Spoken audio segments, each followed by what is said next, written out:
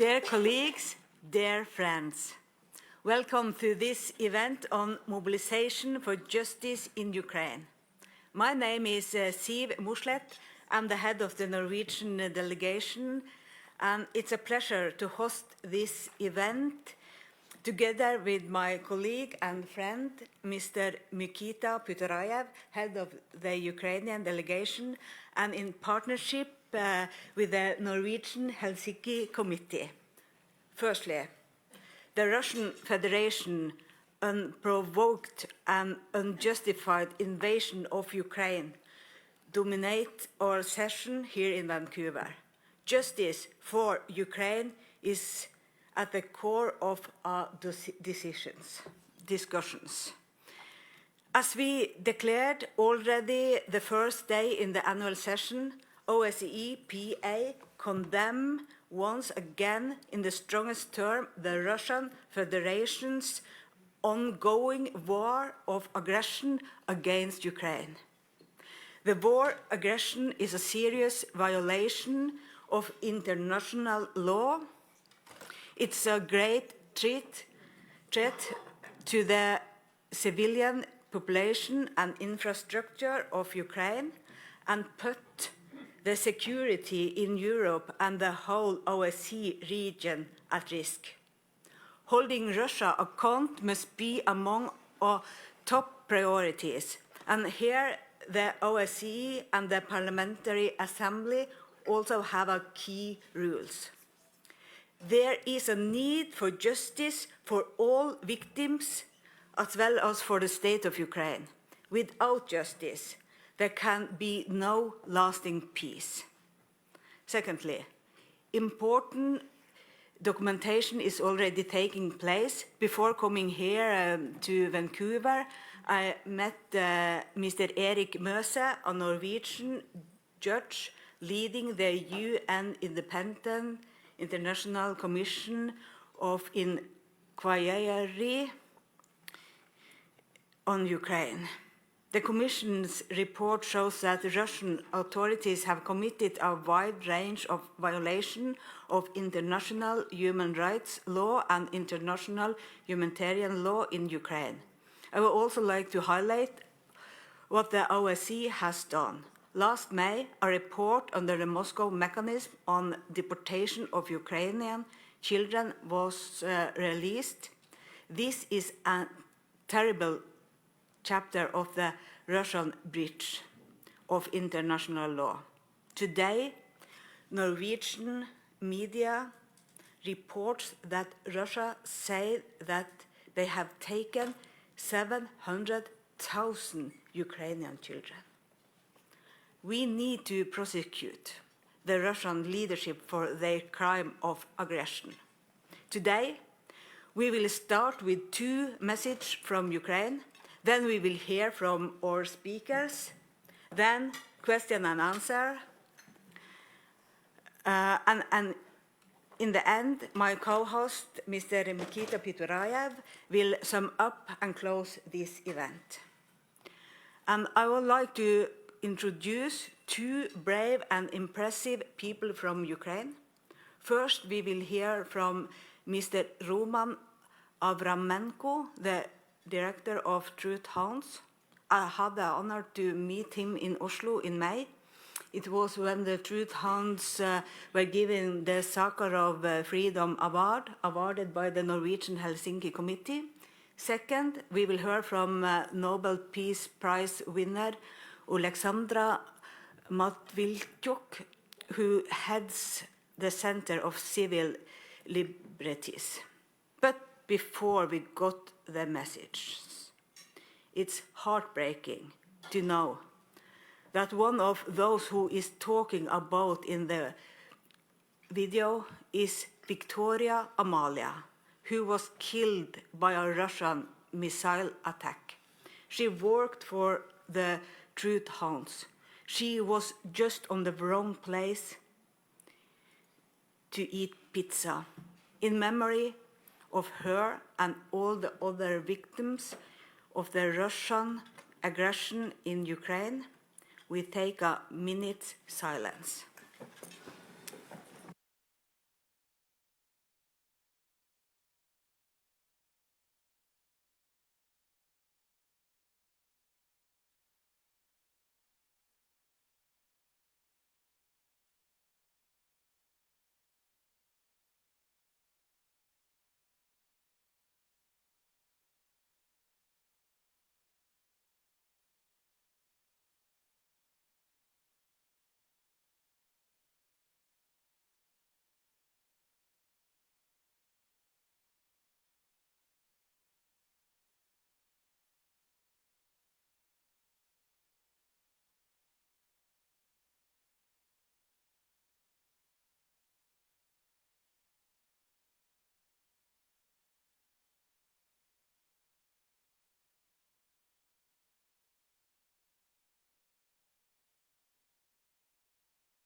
Excellencies, ladies and gentlemen, I work for Ukrainian NGO Truth Hounds that has more than 8 years experience of field work of documenting international crimes. Since 2014, we consistently document and investigate war crimes in the eastern part of Ukraine, annexed Crimea, in Caucasus, other countries of Eastern Europe, and Middle Asia affected by conflict. In my short intervention, I would like to address two issues: situation on the occupied territories and need for justice and the efforts taken. During last years, neither we nor other groups were allowed to enter territories controlled by Russia. Among few impartial groups present there was the OSCE Special Monitoring Mission to Ukraine. Since last February, they cannot execute their mandate as well.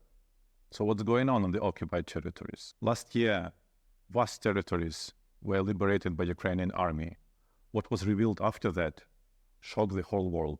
Everyone heard about Bucha, but no one but a young mother of a 4-year-old boy in Darivka, Kherson region, has heard words of Russian soldier. The boy was so pretty that the soldier mixed him up with a girl. So he told he would cut his ears and then cut his mouth from ear to ear. And later, when he grows up, he would ask Mom, why didn't you protect me? Why didn't you give and tell Dada what he wanted? This incident is a single example of well-documented pattern of how civilians are being treated by Russians on the occupied territories. This story, among many others, we have heard during the recent field visit to Kherson after Kakhovka Dam was blown up by Russian forces. Despite the fact we were on the higher right bank of the Dnipro River, we've seen many houses standing flooded. We've seen gardens destroyed. And we felt the scent of rotten mud that were emerged from the bottom of Kakhovka Reservoir and then flushed ashore, filling people's homes and gardens, turning once fertile Ukrainian soil into stinking desert. The situation of the lower left bank of Dnipro is much more harsher. One of many examples yet to be documented, that Russian forces refused to evacuate people who didn't possess Russian passports, leaving them to die. We have collected enough evidence in the regions that got under Russian occupation, from Chernihiv to southern Kherson, to see the wider pattern showing clear intent of Russia to eliminate everything that can be called Ukrainianness, through using torches to those who speak Ukrainian, ruining cultural objects, burning the books, and looting the museums, introducing Russian money and Russian school program, gradually turning Ukrainian children into Russian soldiers. As of July this year, nearly 20% of Ukraine still remains under occupation. Rapid occupation of the territories is the only way to prevent Ukrainianness from being erased.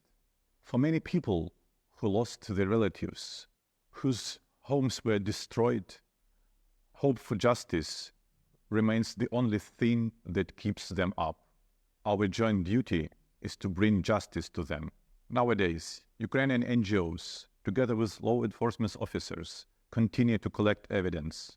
We work to strengthen national justice system through assistance with investigations and by providing them with properly stored and systematized evidence. Our experts also help Ukrainian authorities to deepen their level of knowledge of the basis of the international humanitarian law. We call all countries to join us pursuing development of zero tolerance to the international crimes throughout the world. Let us bring justice for those who's been awaiting for it together.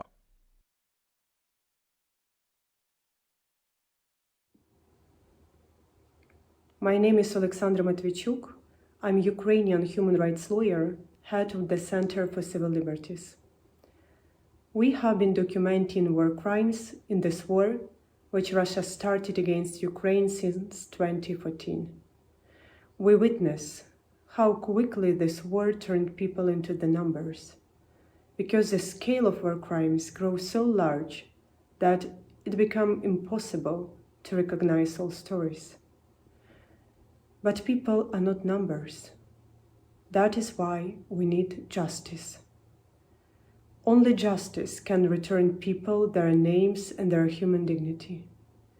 We must provide a chance for justice to all people affected by this war, regardless who they are, their social position, the type of crime they endured, and whether or not media or international organizations are interested in their cases. Because the life of each person matters. We face with accountability gap, which has two dimensions. First is that there is no international court who can prosecute Putin and high political leadership and top military command of Russian state for the crime of aggression. And all these atrocities, which we're now documenting, it's result of their leadership decision to plan, to initiate, and to start this war. And that is why I ask you to support the idea to create special tribunal on aggression and hold Putin, Lukashenko, and others guilty in this crime accountable. Second, we face with unprecedented numbers of war crimes. International Criminal Court will limit its investigation only to several selected cases. National system is overloaded. So the question is simple. Who will provide a chance for justice for hundreds of thousands of victims of this war who will not be lucky to be selected by International Criminal Court?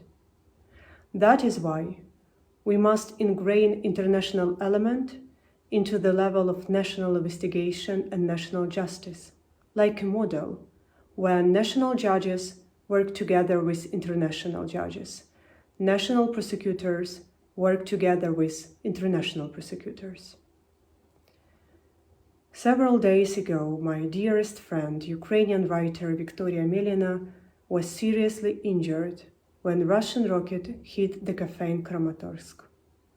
When large-scale invasion started, Victoria regularly traveled to the east to document Russian war crimes. She knows that she can't change this war by herself, but without her efforts, nothing will be changed. What I want to tell with this example. I know from my own experience, when you can't rely on legal instruments, you can still rely on people. And we need your solidarity and support to make justice happen. Russia for too long enjoyed impunity in Chechnya, in Moldova, in Georgia, in Mali, in Syria, in Libya, in other countries of the world. Russians believe they can do whatever they wanted. We must break the circle of impunity. Justice is preconditions to peace in our part of the world, where Russia for decades uses the war as a tool how to achieve their geopolitical interests and uses war crimes as the methods how to win this war.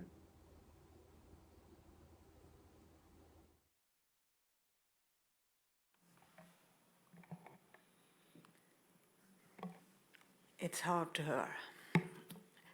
Our first speaker here today is Mr. Mark Keston. He is an assistant professor at the University of Fraser Valley here in British Columbia. Professor Keston, the floor is yours.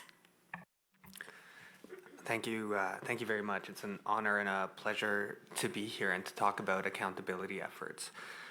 I think most people will know about the International Criminal Court's investigation, Ukraine's own investigation into atrocities in the country, the proposed new tribunal to focus on specifically aggression.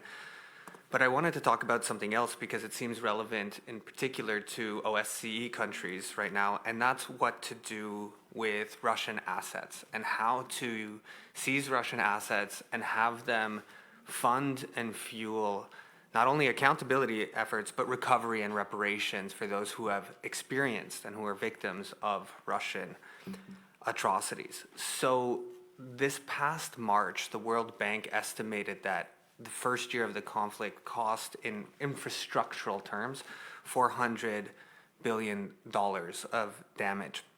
And right now there's approximately 350, perhaps $400 billion that has been seized in assets across the world. And there's a lot of talk about what to do with that. It's notable that I believe it's now 12 OSCE countries, including Canada, many other states in Europe, have opened their own investigations into events in Ukraine. They opened their own investigations into atrocities occurring there. Those investigations differ in what they're trying to achieve, but they're open. And I think missing from that conversation in those national investigations is what to do, what can be done with these assets.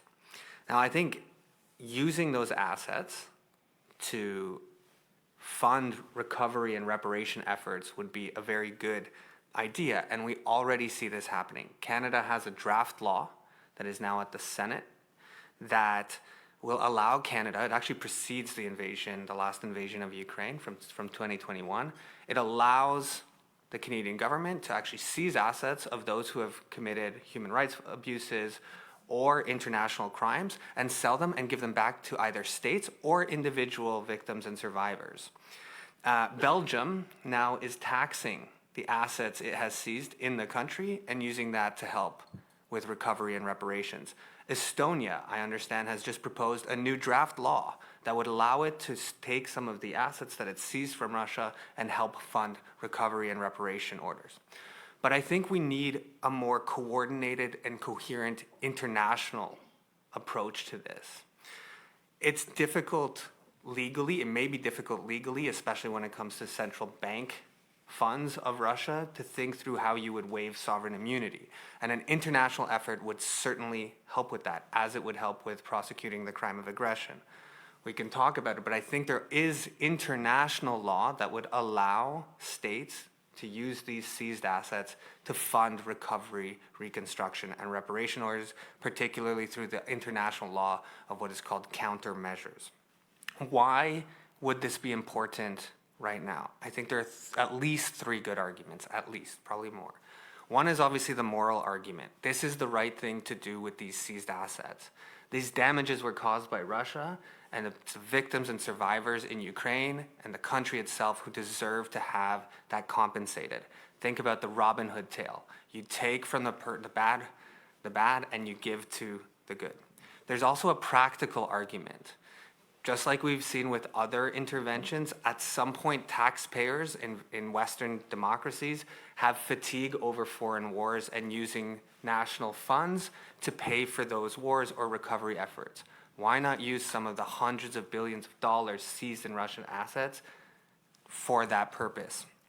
And finally, and perhaps this is missed sometimes, going after the money, the illegally gotten money through corruption and other criminal activities, going after the money is a way of addressing mass atrocities itself.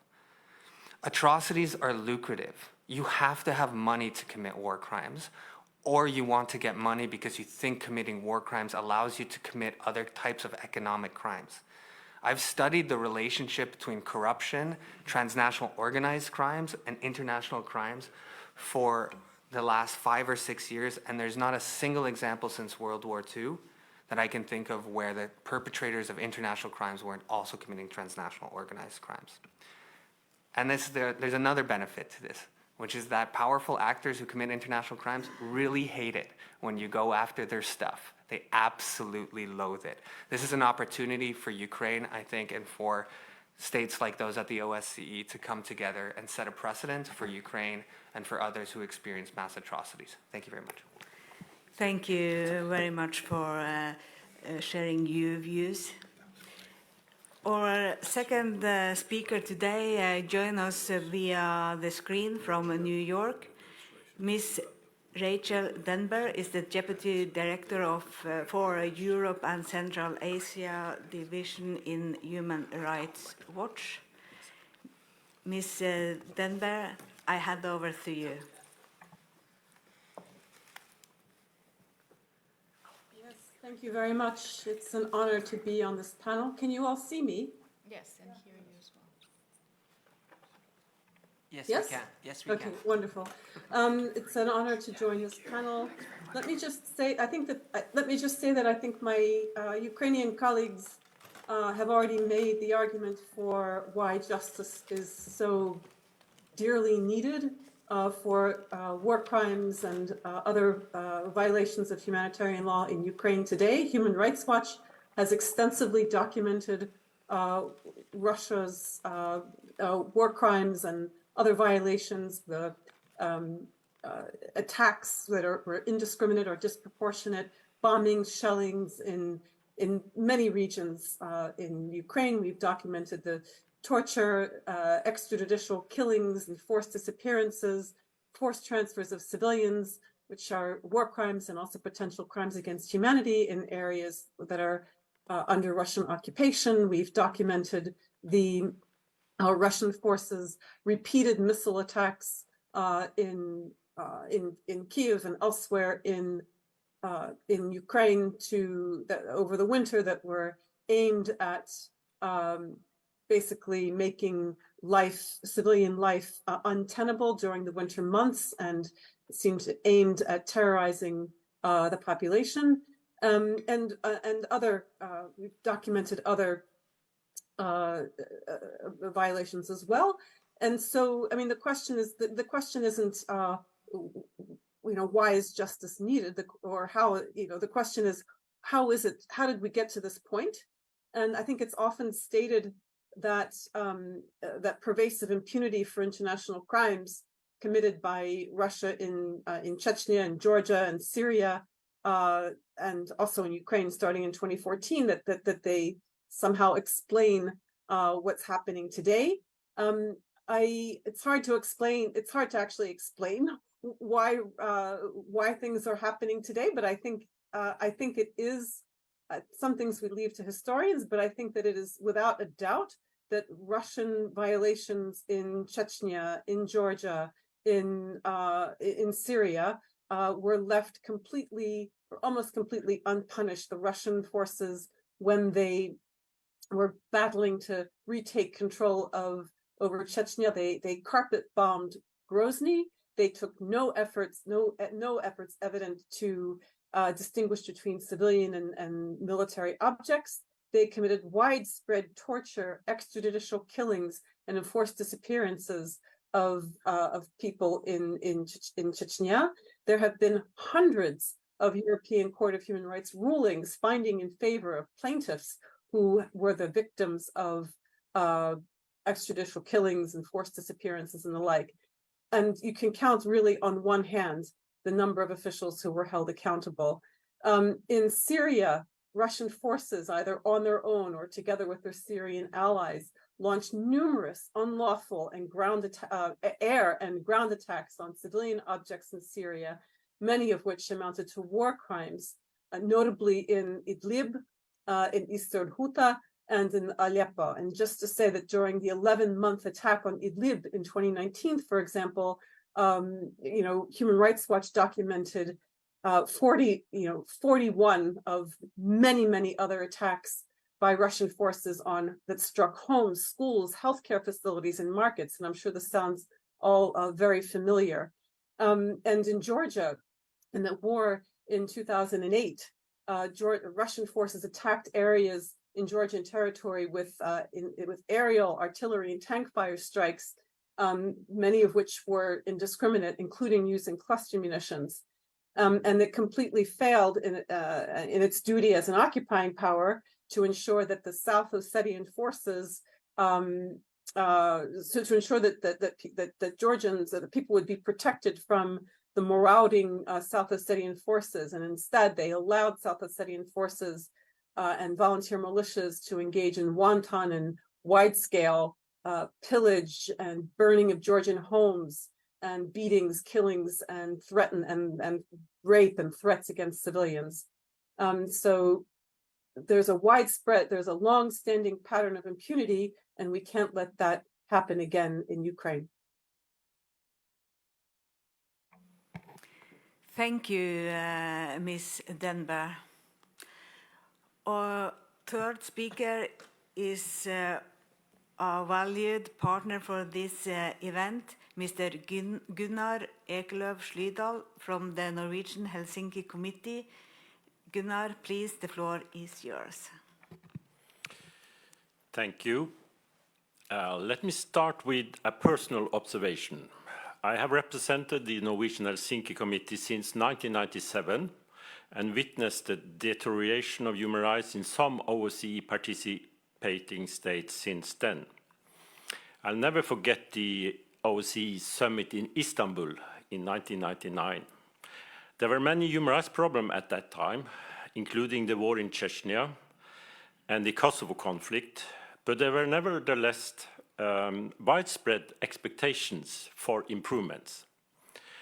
And this optimism has largely evaporated.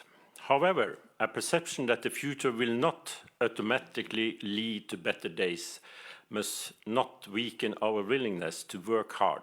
It depends on us, our decisions, commitment, and actions to make tomorrow better than today. The main contribution of my organization in Ukraine is to document human rights violations and war crimes. We also create databases to store and analyze documentation and to advocate for comprehensive accountability to overcome pervasive patterns of impunity. And we have done similar work in previous conflicts where Russia was involved. As we heard from Rachel Denver, there were patterns of brutality and wrongdoing on Russia's parts. In addition to providing justice and reparations to victims, I think that replacing impunity with the rule of law is one of the main outcomes that we must strive for in national and international justice efforts. Impunity is a problem for individuals, but it's also a driver of conflicts, as we have witnessed related to Russia. Unpunished crimes feed cultures of conflict and brutality. As you are politicians, it's in my gene as a human rights defender to challenge you on some issues. Firstly, even if Russia is suspended or about to be suspended, maybe from international organizations due to its flagrant violations of international law, it should not be exempted from its obligations to respect international human rights and international humanitarian law. We must reiterate time and again Russia's duty to uphold international law and make violators accountable.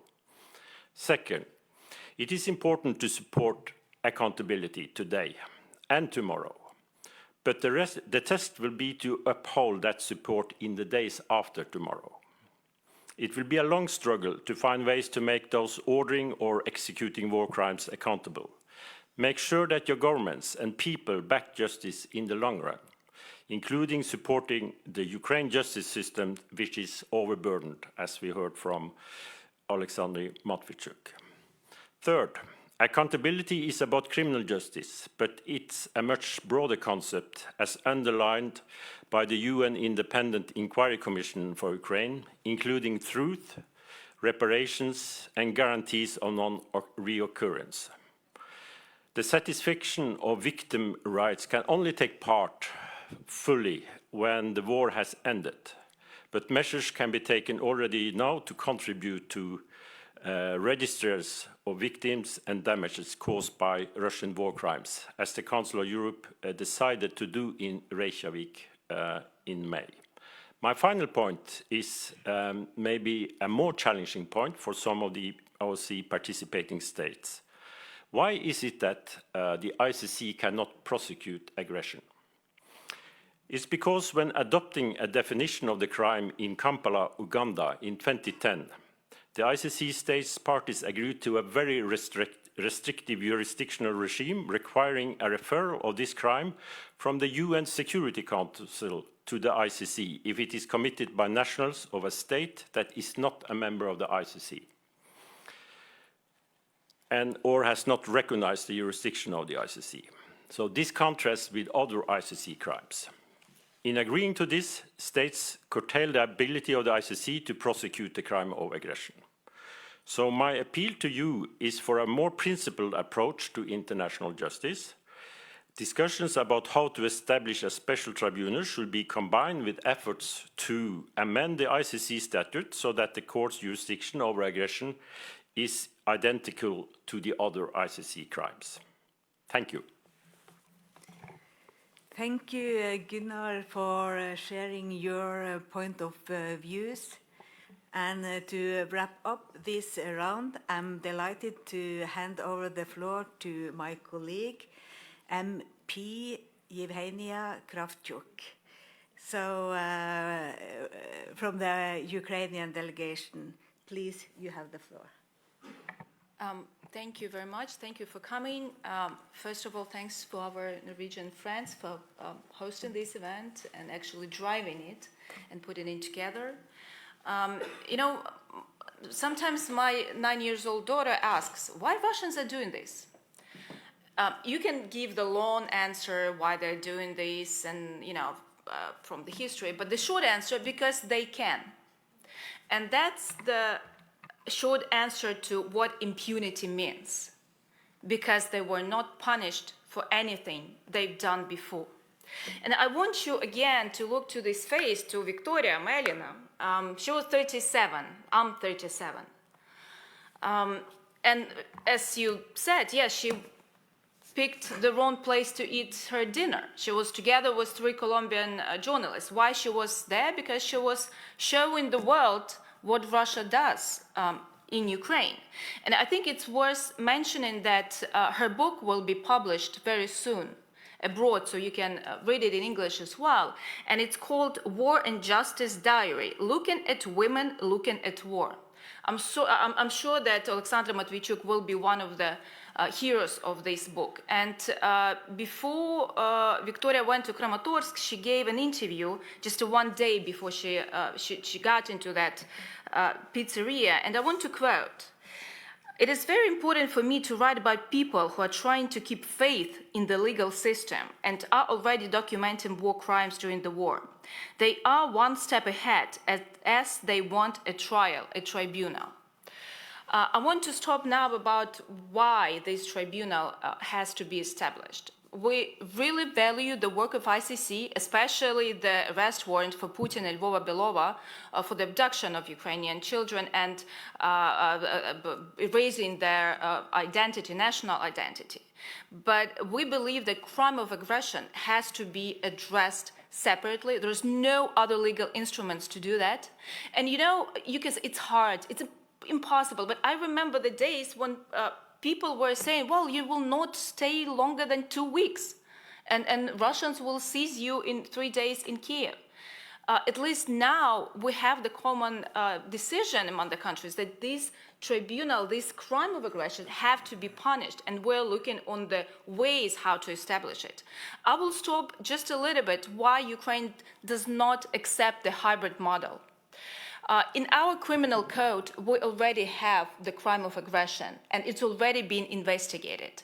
And at the end of the day, when this court, if it's going to be hybrid, it will have the decision in the name of Ukraine. Do you think it's enough to have this decision just in the name of Ukraine?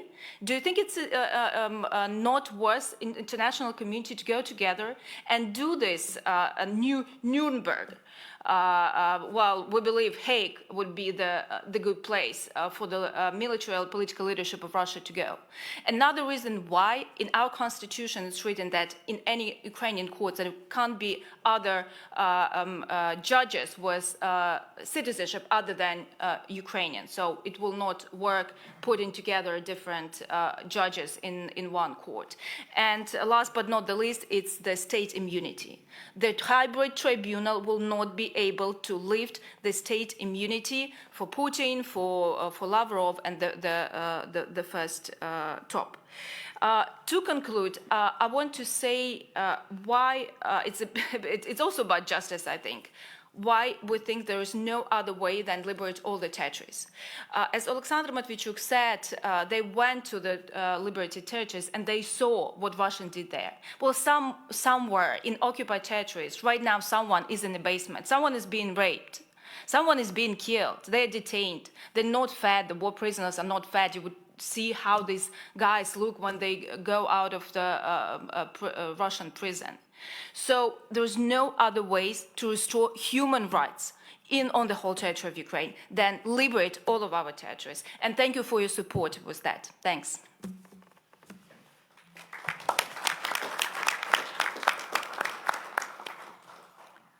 Thank you very much. And now we are to the... yes, it was very good. Now we go to the question and answer. Please, the floor is yours, so sign up, but please be short and specific in your questions.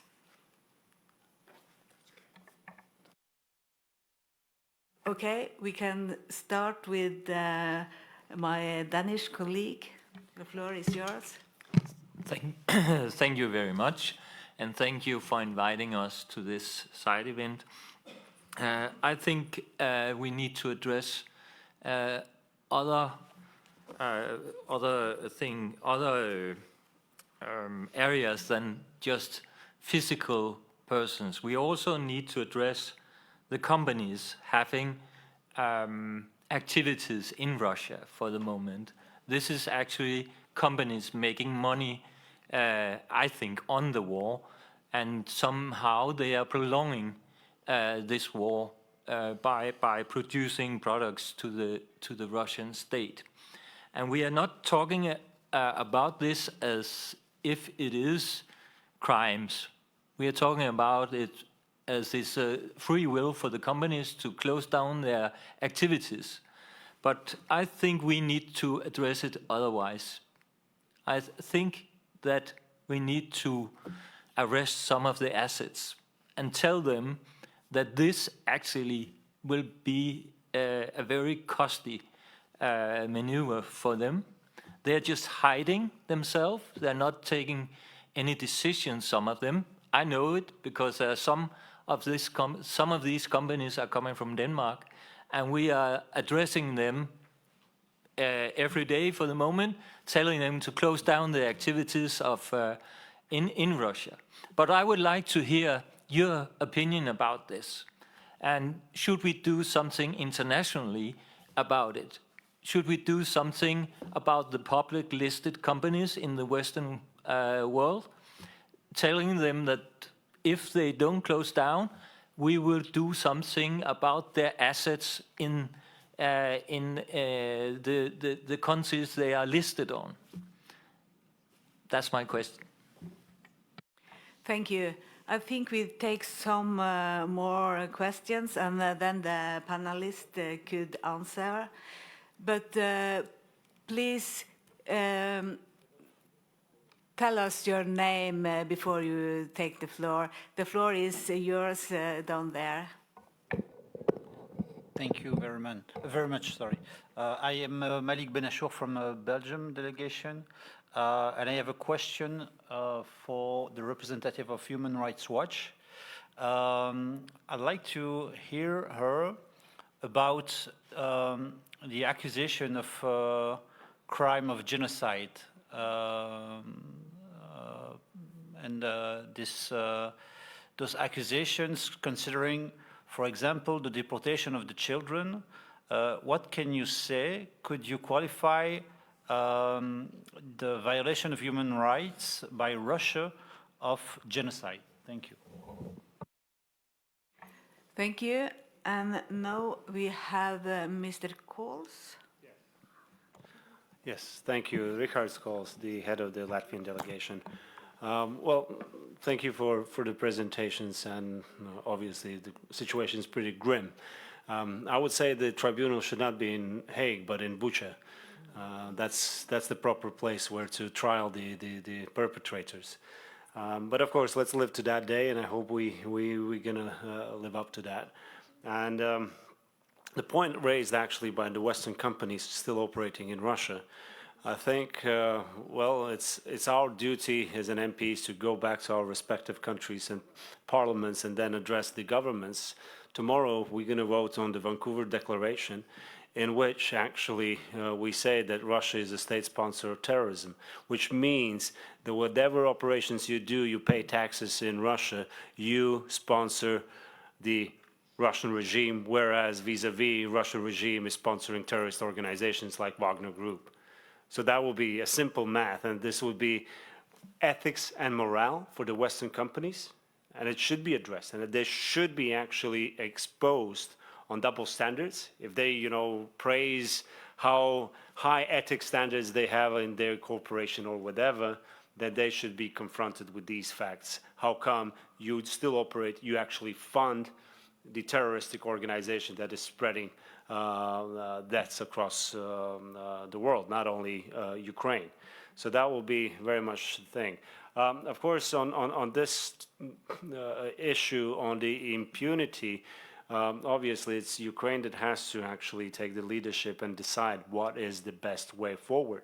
Obviously, there are different scenarios considered. The UN General Assembly, it's a one-shot call.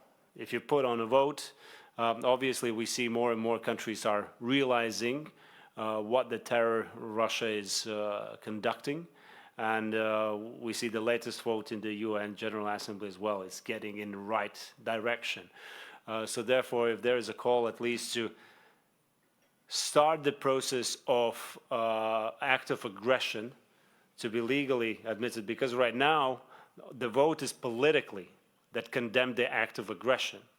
The second one is actually to give a mandate for somebody to legally already state that that was an act of aggression, which means the perpetrators needs to be called accountable.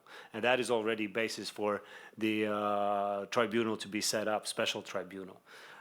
Impunity, I absolutely agree. What has led to grim and gross war crimes committed in Ukraine is because of the long-lasting history either of the Soviet Union, the Red Army, the impunity of their soldiers, of the crimes they have committed. Still, I mean, the Baltic countries, after the Second World War, the crimes the Red Army committed on our land, they've never been, accounted for and called responsible. Chechen War, Afghanistan War, and that gives the mindset of the Russian soldier that I can do whatever I want and I will not be accountable for, and my regime, my country will take care of this. And this why the irreversibility of judgment should be put on the highest peak on the agenda. Thank you. Thank you. And then I think you was first, and then it's your turn. And when this gentleman had the floor, I will close the list. Okay. Thank you. Mark de Mesmaker, also from the Belgian delegation. I can confirm you when I was in Bucha in April last year, and we talked to people who were still very in shock at that moment. All of them, their cry was, we want the perpetrators to be found and punished. That was their first cry of heart at that moment. Now, I have a question for the professor. He was mentioning Belgium, and he was talking about the enormous amount of assets, of Russian assets. And you used the words seized and frozen, and I think there's a bit of confusion. What Belgium now did is use the frozen assets. Frozen assets, take the profits. It's 58 billion euro, one of the biggest amounts in the EU, and use the profits amounting this year to 92 million and send them one-to-one to Ukraine. But it's not a seizure, because our government says, yeah, to do that in a legal way, that is much more difficult. Could you elaborate on that? Apparently, it's not so easy to find a legal way to seize the assets, which would, of course, be much better. Thank you. And now is the gentleman to the right. The floor is yours. Well, thank you very much. I'm Lloyd Doggett from the United States delegation. I authored the sanctions legislation against Russia the day after the invasion. And to some extent, the last question answers part of my question. Because we have a problem in the United States where many people are objecting that under the due process provisions of our Constitution, we cannot seize the assets, but I'm very interested in taxing them. And serve on the tax writing committee. So I would be delighted to hear more about that, as well as a more general question for countries that can seize the assets. The better approach is, has any NGO or the government of Ukraine attempted to identify what Russian assets in what form, be it real estate or bank deposits or whatever, exist in each country? Thank you. Thanks for a great presentation. Thank you. And then is the floor to you from, yes. Thank you so much. My name is Boris Dietrich. I'm a senator in the Netherlands. My question is about the people in Russia, because Putin is a dictator. He doesn't allow free media. So people, Russian people do not know what's going on. On the long run, I believe it might be an asset if they have access to the real news, to the facts on the ground, what is happening, because that might give them enough stimulus to, to hold Putin accountable for what he is doing. So my question to the panelists would be, how can we make news more available for people in Russia? Is there a strategy amongst OSCE countries or NGOs in order to reach the Russian public? Thank you. Thank you. And then the last question is the lady. The floor is yours. Thank you very much. Short reflection. My name is Irina Gerashchenko. I am MP Ukrainian Parliament. I am colleague Evgenia Kravchuk, new member of our delegation in this organization. My first job is journalism, and 22 years ago I had an interview with Mr. Putin. I think Mr. Putin was very, very Soviet man, and after 22 years, war changed. Ukraine changed. We change, and Putin don't change. Putin now is very Soviet man. Putin will be new Stalin. Putin will be organized new SSR. And Stalin organized genocide of Ukraine of Holodomor. It's very important for our country recognize Holodomor was genocide because it's historical pravda. True. It's very important. It's very important organize new tribunal. It's very important. And three, it's very important change and modernize international organizations, Red Cross, UN, because now Red Cross don't organize evacuation corridor to Bucha, to Mariupol, etc., etc. It's very, very important. For your question, I think Russian propaganda are crime war, because Russian propaganda change experience Russian people, and now 80% Russian people support war. 80%. It's no normal situation. Thank you. Thank you. Now I will give the floor to the panelists, and I think all of them have some questions. So I think we give 3 minutes to everybody, and I think we start with Mr. Kersten. The floor is yours. Thank you very much, and thank you for the excellent questions. I'll just remark very briefly on, there was a question about genocide as an international crime, and perhaps the colleague from Human Rights Watch will as well. I just wanted to say one thing, which is that the genocidal act of transferring children from one population to another has been minimized historically by Western states because it's seen as an artifact of cultural genocide, not physical or biological one.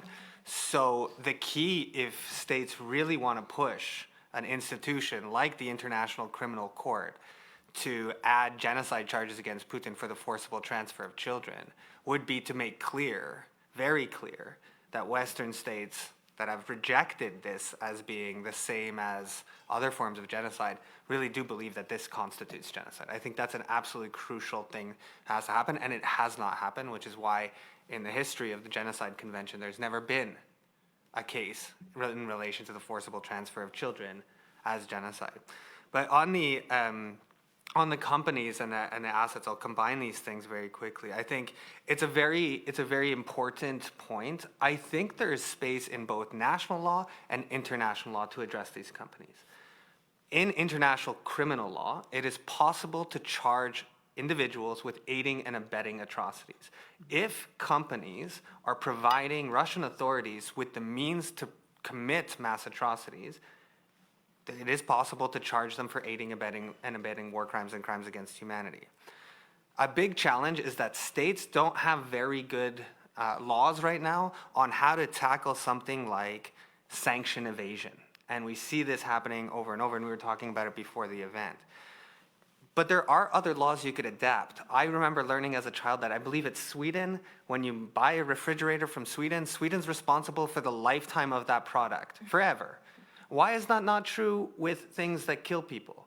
Why is it that companies that build tanks, that build bombs, aren't responsible for the lifetime of that bomb? And if it gets into the wrong hands, they bear some responsibility. Why can we do this with refrigerators but not drones that get into Russian hands? I think that's a question for states and their own laws. And finally, for the Belgian delegate, I really appreciate your distinction, and I think we can discuss this. In Canada, we've been able to seize some assets of private Russians involved in atrocities, not Russian state-owned assets. To do that, I think you would have to use some international law, as I mentioned, for example, countermeasures, or push things like recognizing Russia as a state sponsor of terrorism and therefore waiving sovereign immunity over these assets, allowing the state to seize them, forfeit them, and use the funds. But I agree, it's a complex but very important question. Thank you. Thank you. And there was also a question to Ms. Denber. So the floor is yours. 3 minutes until. Yes, thank you very much. Just to address the question about genocide, but for the forceful transfer of children to another group, the element of the crime of forcible transfer is quite clear, and I think it's been the crime of forced transfers of children has been made clear both in our documentation and documentation that was produced by the Moscow Mechanism report by the 3 experts that was published in May, and by other groups. The difficulty is with proving that this was done with genocidal intent. So, I mean, the Ukrainian authorities have reported that there were that hundreds of children have been returned from Russia, and we know of other cases where parents were able to travel from Ukraine via Europe to Russia, and where Russia authorities allowed them to reunite with their children and exit the country. But these parents had to overcome very steep, very difficult financial, security, and logistical challenges to make these trips. Right, but we still have to somehow acknowledge that not acknowledge, but when a tribunal examines the facts, they will need to take into account the fact that when parents or guardians were actually able to overcome all these challenges and go to Russia to collect their children, the Russian authorities didn't prevent them from leaving. So somehow one would need to square that with the accusation of genocidal intent to completely erase the identity of these children. But then again, the Russian government did make it. They changed their laws on nationality in order to make it, in fact, to facilitate adoption of Ukrainian children without the consent of their guardians. So it's complicated. And then I just want to address Boris Dietrich's question about the propaganda, and is the Russian public aware of what's being done to what the Russian forces are doing to Ukraine? Look, it's very difficult to, the Russian propaganda machine is colossal. It's difficult to compete with. I think it will always be our duty and our obligation to make sure that the Russian public is provided with the information that it could actually get if through VPNs. It's true that there's quite a lot of websites are blocked now in Russia, but if you get a VPN, many people have access to them.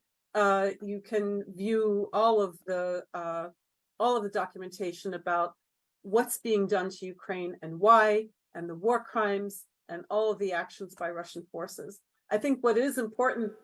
Thank you, Ms. Denber. The floor had to go to Gunnar for some comments. Thank you. Yes, I fully support Rachel Denber that you can have access to truthful information. There are many Russian media outlets that have moved outside of Russia and which are available online and which reports provide quite high quality reports about what Russia is doing in Ukraine, even with interviews of Russian soldiers who confess to have committed war crimes. So it is there, but probably more people in Russia should watch and read these reports. I wanted to comment on the companies, in particular those companies who said that they would wind down and leave Russia and don't do it. I think they should be blamed, both by campaigns, by consumers, as we have seen in some countries, and also by legislative initiatives. Another very difficult question is sanction evasions. We have, as a human rights group, for the first time entered into cooperation with researchers on custom statistics. So many companies stopped selling to Russia. They sell instead to Armenia, to Kazakhstan, even some EU member states, and then the products ends up in Russia and even on the battleground in Ukraine. So this has to stop, and there has to be more robust control mechanisms of this, and probably some court cases where companies are sentenced because of this sanction evasion. When it comes to the special tribunal, we are all for, but there is a legitimacy question there, and I think it's two things. It's the number of countries in the UN General Assembly who actually supports this. That's important. And the other legitimate issue is that all countries who support this should sign up so that they accept the crime of aggression and the jurisdiction of the International Criminal Court over them as well, as I said. That's it. Okay, thank you. And then I give the floor to Ms. Siv Mossleth. Yeah, I'll be really quick. I want to save some time for Mykyta to speak. And Ivan. So better. I'll be even quicker. Just wanted to address two questions of our colleagues from Denmark and the Netherlands. In regards of the companies that work in Russia, you mentioned that they you need to find a way to show that they help to commit they pay taxes, and these taxes go to finance the army. They go to finance the Wagner Group. Putin officially said that 86 billion of rubles were paid from Russian budget directly to these terrorist organizations. So basically, these companies are sponsoring terrorism. Basically, that is. About that, Russians do not know. They do. They do. It's an inconvenient truth, but they do, and believe there are a lot of family members in Ukraine that be calling their family members in Russia, saying, you know, where you came for summer holidays, this house is ruined, is burnt, you know, people are killed, our neighbors are killed. And they say, oh, wait, just wait a little bit, we'll come to free you. Just wait a little bit. But in regards how to get them, I totally agree. Internet, we live in the 21st century. Internet is available. And actually, Ukrainian state, we've been criticized for that, our decision. We created a Russian-speaking channel on the satellite and in YouTube. And actually, in YouTube, it has very good ratings in Russia because you can see the geography.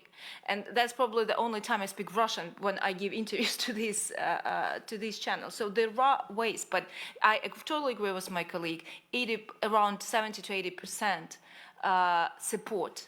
And they even proud of what they do. That's the problem. Thank you. And dear Mykyta, we are here today in solidarity with the Ukraine, with your people and your country, to show our support and do all we can so that justice and democracy will win through.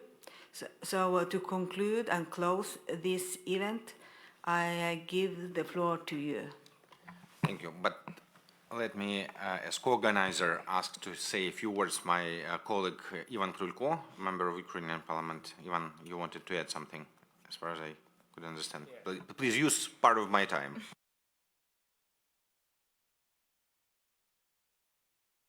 Just 30 seconds. So what I want to say, sometimes we try to separate Putin from Russian society, that Putin is bad dictator, but Russians are not so bad, they are good, they are on propaganda, etc. But I want to say just two things. First, we had in Ukraine dictator, Yanukovych, but Ukrainians gathered together and organized revolution of dignity and change dictator regime of Yanukovych. So, and second, please just read comments of Russians after, for example, last crime in Kramatorsk, then Amelina was killed. They are happy. They are happy if civil Ukrainians are killed by Russian rockets. This is not just the problem of propaganda. This is problem of slave mentality of Russians. And we don't do mistake to separate Russians and Putin, because Russians have to do something to change him. So that's all. Just wanted, colleagues, you to hear different members of our delegation, especially considering that now we are four representing three parties in our parliaments, majority and opposition. But as you see, if we are talking about our common values, principles, if we're talking about justice, we are talking one voice, of course, because it's not about political process. It's about our humanity. And you know, last days, more and more successes have Ukrainian offensive operations. More and more video callings from Russian women to so-called President Putin appear in internet. And they tell to their lovely Putin, Vladimir Vladimirovich, our boys, our husbands and brothers, sons, they are trying to kill Ukrainians as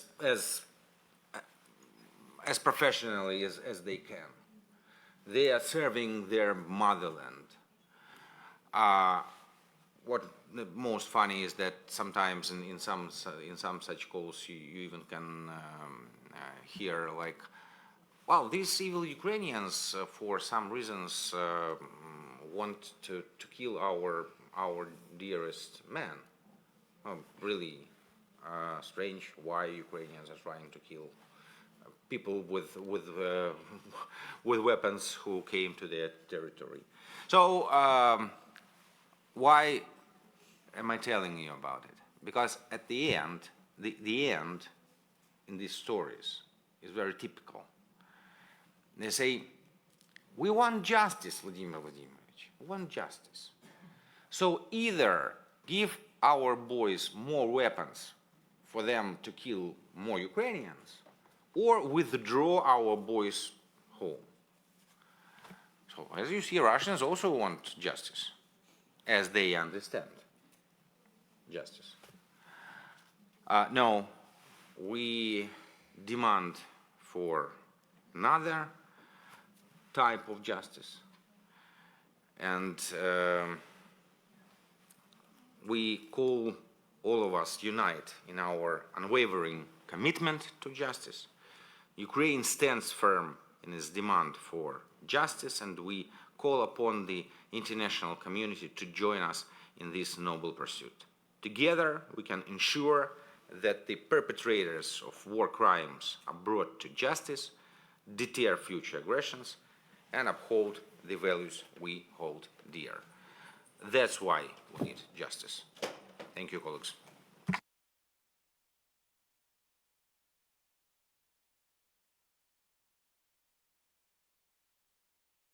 Thank you, everybody, for joining us, and thank you to the Ukrainian delegation. It's a great pleasure that you co-host this event. For us, it was a pleasure to be together with Norway delegation as co-organizers of this event. So, and many thanks to all colleagues who was interested in our event and who came. It's a great pleasure to see all of you here.